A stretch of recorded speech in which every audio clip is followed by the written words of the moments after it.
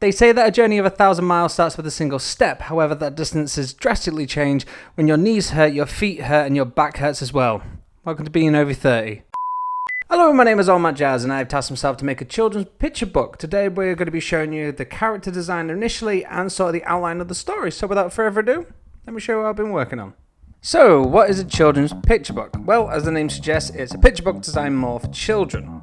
Now, for copyright reasons, I can't probably mention the other books, like the Hungry Matterpillar or the Muffalo.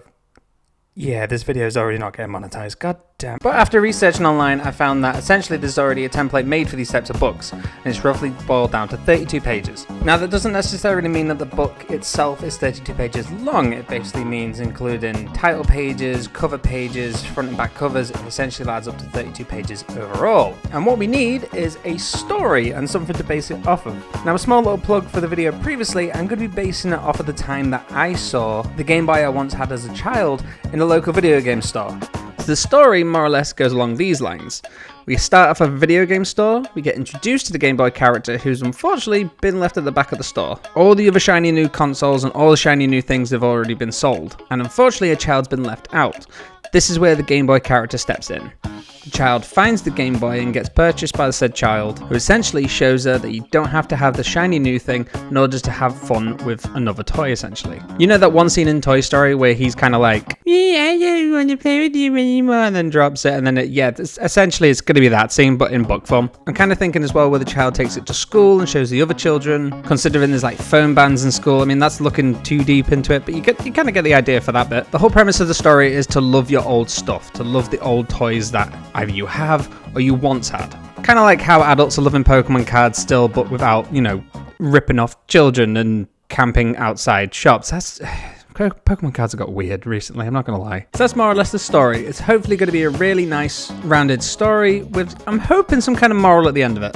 Now, I have written it out. I've gone through about 3 drafts of this right now, and I have roughly boiled it down to about 24, 25 various rough sentences, almost paragraphs, which I am going to refine when it comes to the layout stage, depending on how the story is going to flow visually when it comes to that point as well.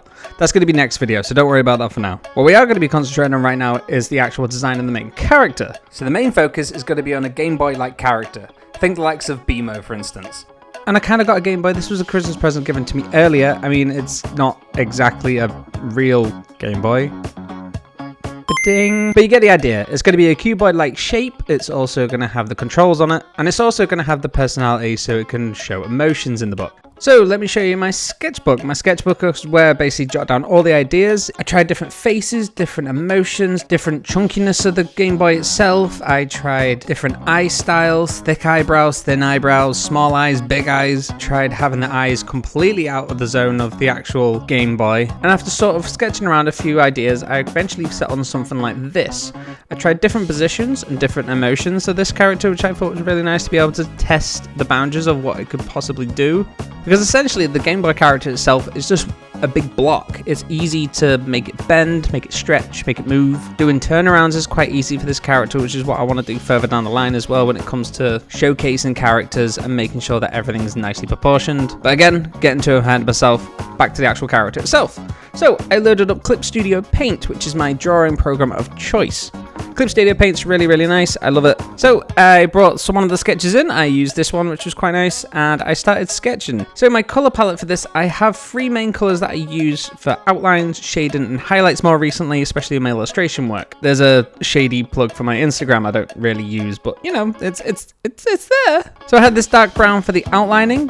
This was really straightforward. It was just a case of just going around the sketch and just making sure that all the lines were nice and smooth. But in this case, I did kind of opt for a little shakiness in the lines just because it is an older console. It's not going to have, sleek lines, that kind of stuff. And soon after, it was onto color. Color was a very difficult thing for me to nail on this one. I didn't want to make it too much like BMO, as much as that was hard to do. But I didn't want to make it too vivid in color, the fact that it's just stand out like a sore thumb. But I did end up opting to sort of for the blue Game Boy color. And then using other primary colors, which would in this case be red and yellow, I would use for the buttons, making the arrows more of a gray color, especially the switches at the side. And then it was on to shading. Now the shading I use is purple color, and I basically go around the whole thing and think about where the light direction is coming from. And then I started shading it in various ways, shapes and forms.